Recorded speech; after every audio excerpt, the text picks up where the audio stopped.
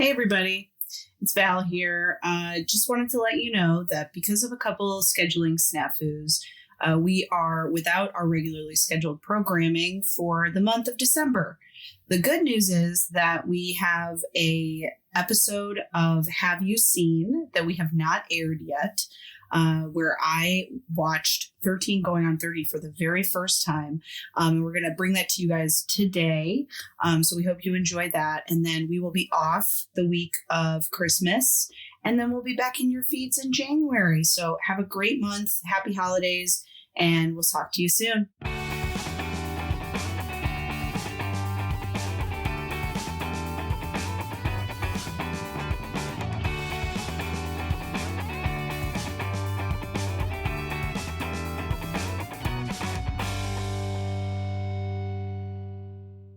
Hey, Val. Hey, Al. Welcome to Have You Seen? Thank you. Welcome to you. Welcome to our Patreon listeners. And we're here, and maybe welcome to our regular listeners at some point as well. We're here talking about 13 Going on 30. Yeah, you can now say you have seen 13 Going on 30. That's right.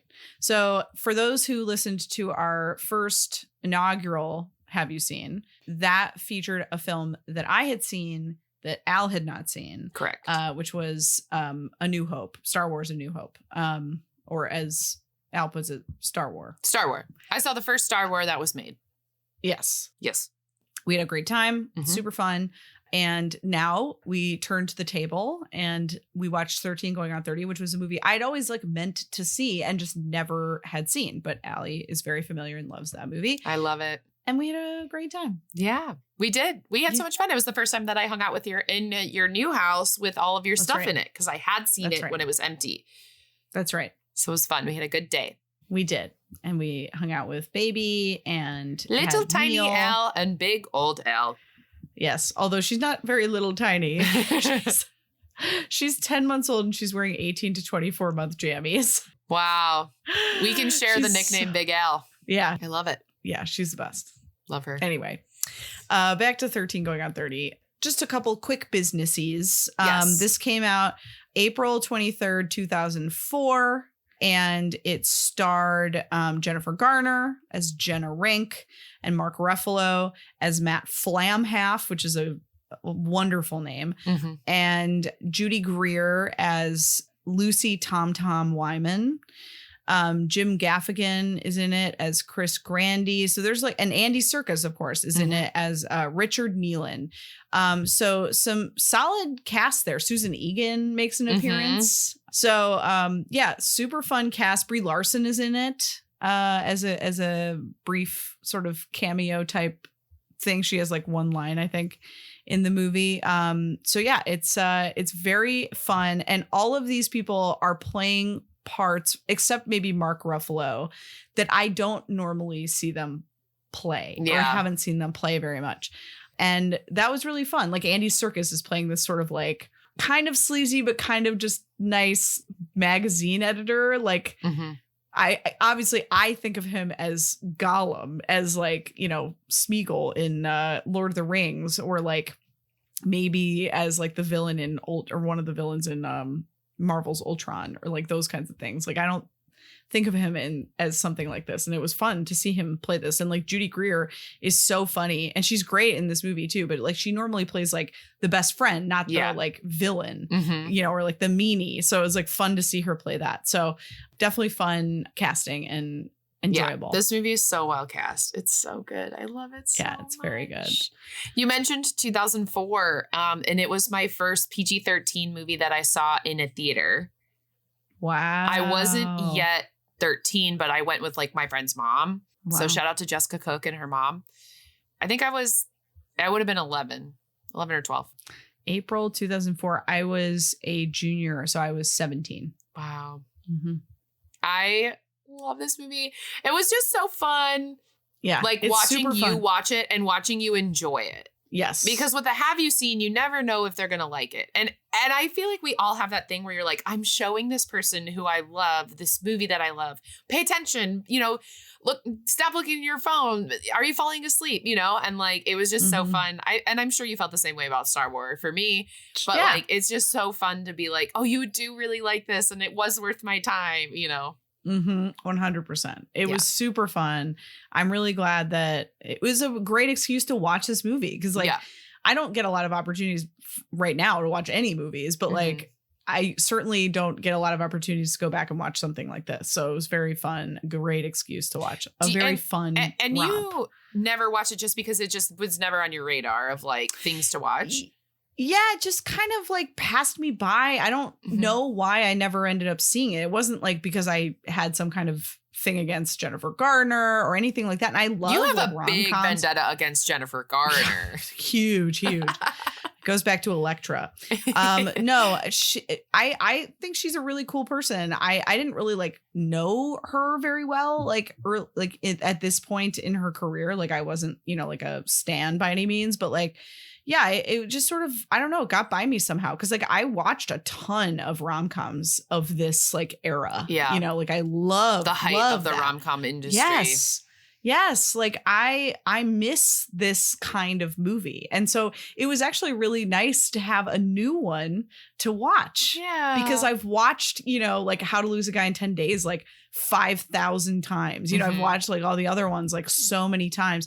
This one's like even more sweet because there's this sort of childish piece of it. Yeah. Which I'm sure we'll talk a little bit more about.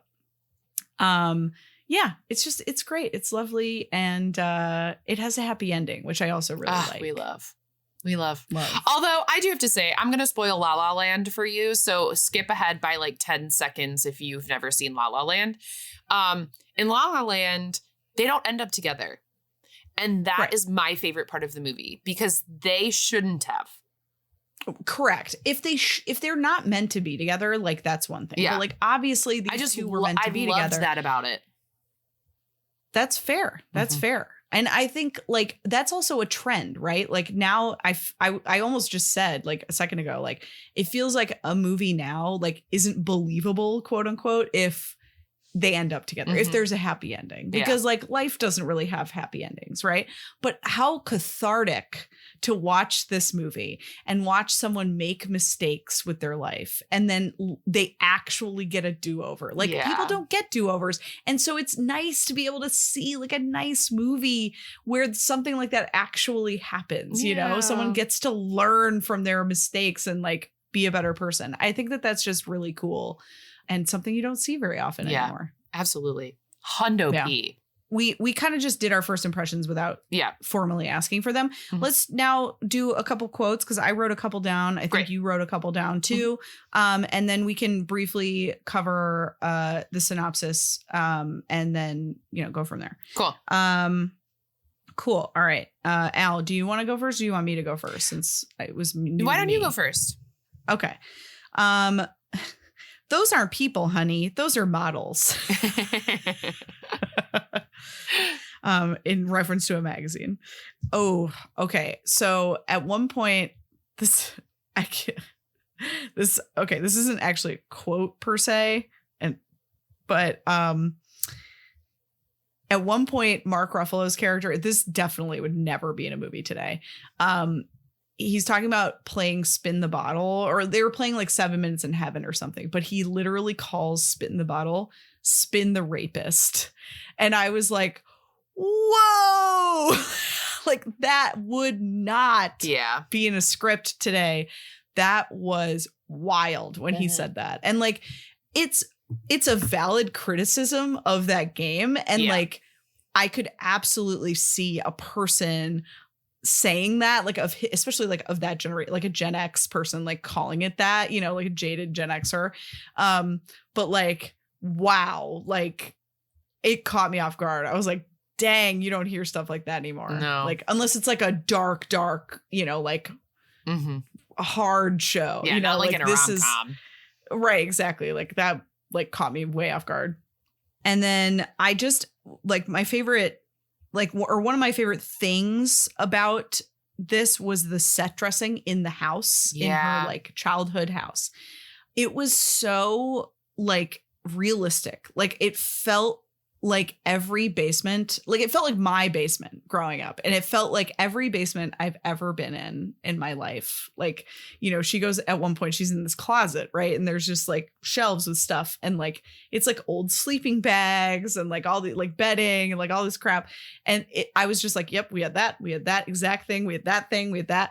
And it was just like the attention to detail in this stuff was just so great and so fun.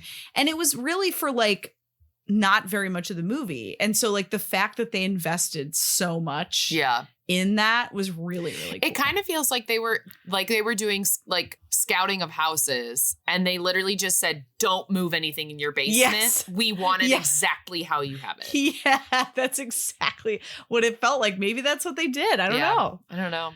It's awesome. Yeah. So that was my favorite quote, my favorite moment. Al, my favorite quote is Eminem's on the phone. What should I tell him? Plain. Peanut. Plain. Because at this point she doesn't know who Eminem is. So she thinks it's the candy. It was so funny. Her assistant is like, she's my a favorite dream. character. Oh, she's a dream. And then my favorite moment in the movie that I realized this time, and I love just watching movies over and over and you realize new things, is in the very beginning when Jenna becomes an adult Jenna. She's like going through the mail to figure out who she is. And she's like, Jenna Rink, Jenna Rink, Jenna Rink. And there's a Sparkle like mailer in there, which goes to the very end where she was like in cahoots with Sparkle and we don't know that. And I thought that was such a crazy Easter egg where I was like, oh my God, she was already like getting them at her house. She was all like, if you were smart enough to like pick up on that, you know, right away, I want that for you. But it was just so cool to be like, oh my God, look at that. Wow, I did not catch that. That's I know. Cool. Of course. Nice. I mean, I watched this movie so many times. I never on it. Yeah. But I think my favorite part about watching it was sometimes you go through an old rom-com and you're like, kind of like to your point. So I say this with a grain of salt of like, you can't say that now, or you can't do that now. Or like, they're very this or that. And this movie is like not problematic. No, it's not. It's not problematic at all. It is like, so you could make that now. Sans probably rapist comment. Yeah. But like today. Yeah. It is just such a good movie and it holds up and oh my God, it's amazing. Mm-hmm. Yeah, for sure. But that's my thoughts. Mm-hmm. Okay, so we'll do the synopsis and then we'll sort of like extrapolate from the synopsis to do the like a little bit more of the plot. Great. Okay. A girl who's sick of the social structures of junior high is transformed into a grown-up overnight. In this feel-good fairy tale, teenager Jenna wants a boyfriend, and when she's unable to find one, she fantasizes about being a well-adjusted adult. Suddenly, her secret desire becomes reality, and she is transformed into a 30-year-old. But adulthood, with its own set of male-female challenges, isn't as easy as it looks. Okay. I mean, yeah, that's pretty good. I think that like I would maybe put a little bit more emphasis on like her friendships and her career as well as the like romance of it all. Like, even though obviously it's a rom-com, like there's a lot going on with like her job and her friends and stuff like that. So essentially like this girl is kind of like a nerdy girl and she's really sweet. And she has her best friend who's also her neighbor, Maddie.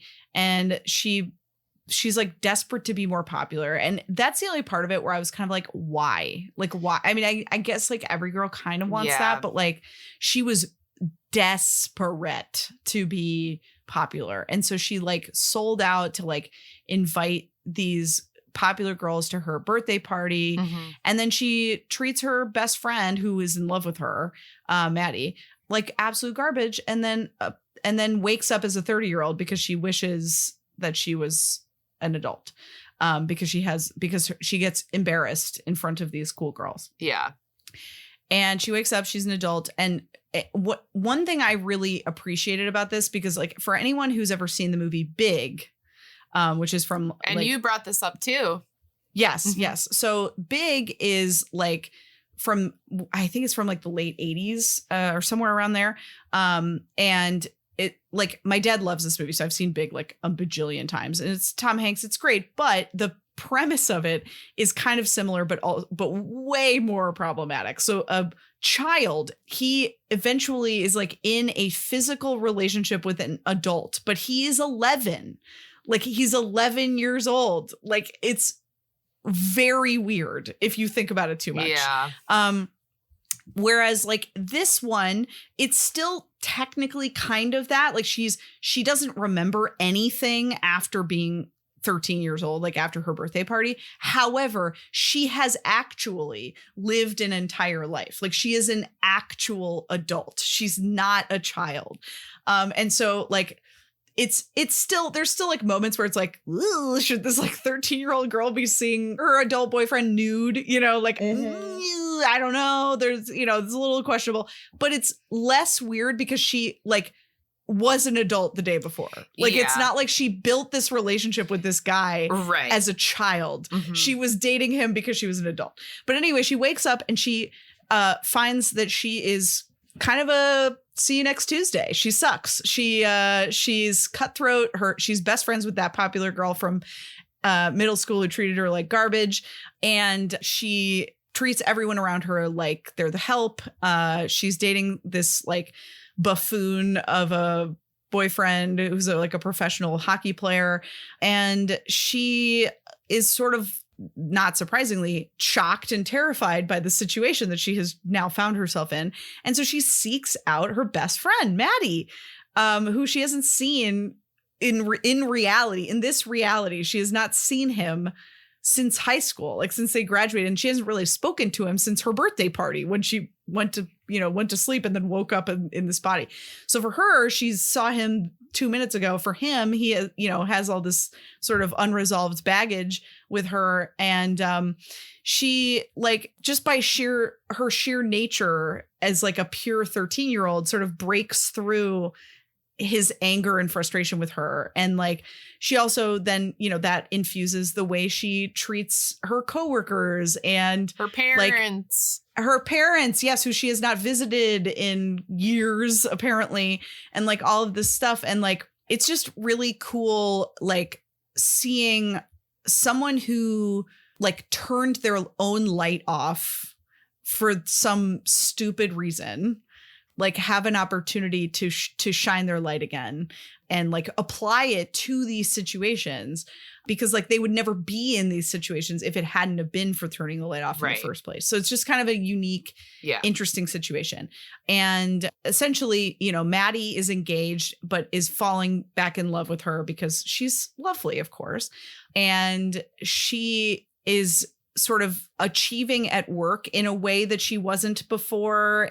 But there's this underlying sort of B plot that like someone has been she works for this magazine that she was obsessed with as a kid. And someone has been sabotaging the magazine and like scooping them to their competitor, like every single issue for months. And then she has no memory of anything that's happened. Right. And she comes to find, here's huge spoiler alert. She comes to find that it was her. It was her who was spoiling everything and taking money and was going to eventually go and be the editor in chief or whatever at this other magazine. But she finds it out too late. And unfortunately, her frenemy, Tom or whatever her name is, Lily, whatever, finds it out first. And so she undercuts her. She sells out and goes to become the editor and gets her fired and blah, blah, blah, blah, blah. And of course, Jenna is devastated and, goes to see Maddie at his wedding, basically, because she just doesn't know what to do and she's lost and she's sad and whatever. And then she talks to him and basically they're like, look, this is not going to work. Like, this doesn't make any sense. Like, I'm engaged to this person. It's literally my wedding day. Everyone is outside. Like, this is not happening. And it's a very sweet moment. It's like a really lovely, like, friendship moment. Yeah. They clearly love each other, but like their lives went in different directions in this reality, right? Yeah. And then she goes home because she lives next door because it's the wedding's at his house. And she goes back into this closet in the basement, and and this whole thing is kicked off because she's supposed to do 7 Minutes in Heaven with a popular kid. And then he bails on her. And these mean kids tell Maddie that she actually wants to see him. And then he goes in and kisses her, and she gets extremely angry with him and like freaks out. Yeah. So then she goes back into this closet at the end, and like there's this like literal fairy dust that he like brings her for her birthday. And that's why this whole thing happened. Right. And so some of the fairy dust falls back on her, and she gets her wish that she could go back to being 13. And she wakes up, and she immediately like bursts out of the closet, and like, does she kiss him? Yeah, she goes, Maddie! And she knocks him over on the ground, and she kisses him. Yeah. And it's just so sweet because like she actually gets a do-over. She actually gets to live her life the way that she now realizes she should live it. Yeah. And of course, you know, we don't know if she ever gets back to working at the magazine or if that's even really what she wanted at the end of the day. But we do know that retrospective view, Val. Yeah. But we do know that they end up together, and they live in a pink house, which the other part of this is that he had built her this pink dollhouse to like show, you know, I don't know, their ideal life for future or whatever. And, you know, they're together in the house. Like he didn't literally say like, I want to be, you know, married to you or whatever. But they're neighbors. So he's like, I'm here too. Yeah. Right. And so like they literally bought a pink house and are like moving into their pink house. Obsessed. At the end of the movie. And it's just, of course, it's like the perfect, you know, everything's tied up with a bow and it's lovely and whatever. But like, who cares? Like, it's a beautiful thing. And like, I think that a lot of people would probably live really happy lives if they had the opportunity to go back and do over some of the stuff that they messed up. So it's so sweet. I really haven't seen that much stuff, honestly, with Jennifer Garner in it. And like, she's great in this. She's as this so character. Good. Because she plays it like really earnestly, and like she's not making fun of herself. No. Like there are some really funny things, but like it only works because she's like playing it as if she is truly a 13-year-old who just woke up in a 30-year-old's body. And it's great. It's so fun. Yeah. It's so fun. I looked up the IMDb fun facts. Oh, okay. So Jennifer Garner was happy with the choice of the young Jenna Rink, who was Krista B. Allen, that they cast Krista B. Allen in a younger Jennifer Garner role for Ghosts of Girlfriends Past. Oh, wow. And then as someone who's inherently online every day of their life, Krista B. Allen kind of blew up during the pandemic on TikTok, and she looks exactly like Jennifer Garner. Like, she grew up just so, like, it was the perfect casting. Couldn't have been better. That's so funny. Mark Ruffalo's first scene that he filmed was the Thriller dance. And so he was so terrified, which you could tell because he's supposed to be. And like, of course it was. And then Andy Serkis was in London at the time. So he rehearsed without everyone. So when they finally did it, he had never like rehearsed with them. That's so funny. And then this is kind of, you can tell, but I'm going to point it out anyway because I love it. As Jenna Rink, as the adult, like kind of softens, the production team adjusted her wardrobe and then like wearing warmer colors. And the same with Lucy, Judy Greer, she becomes more ruthless. And so they like tighten up and make hers more, you know, like bold colors. It's very interesting. Yeah. And then Jennifer Garner improvised a lot of the Jenna Rink like childlike stuff. So she improvised suggesting Battleship when her boyfriend says, "You want to play a game?" And so I thought that's fun and like just goes to show how good she is. She's awesome. Yes, that's awesome. Yeah. Another fun fact is that Judy Greer was sort of like the on-set joke checker. So like anytime they weren't sure if something was like funny or not, they would just take it to Judy Greer and ask her. That's funny. Yeah. Love that. She's awesome. Judy Greer is incredible. If you don't know the name, look her up. You will recognize her because she's been in everything. Like she is always like the best friend or the mom or whatever. Like she's always like in the movie, but not the lead in the movie. And she's She's so funny. Mhm. She's so funny. She's great. All right. Okay, well, Val, you ended with a game for my Have You Seen, and I end with a game for every one of our DCOM episodes. So we're ending with a game. And this game Amazing. is, I believe it's a quiz of which character are you from the movie. Perfect. Love Okay. it. Okay. So Val, what type of student were you in high school? An average student, a bad student, a straight A student, or the type that didn't really like school? I'm probably the closest would be straight A. I wasn't actually straight A, but like I wasn't average either. Okay. How many best friends did you have? 5? None? 1? 2? 2. Okay. What is your favorite drink? Soda, milk, natural fruit juices, anything with alcohol? Soda. Milk being an option. Blech. What is your favorite period of the day? Morning, night, afternoon, midday? Morning. Where would you rather spend your holidays at? A ski resort, the beach, on the French Riviera, or near the Coliseum? Ski resort. If you were a millionaire, what would your fortune be? $1 million, $15 million, hundreds of $1 million, a lot of $1 million.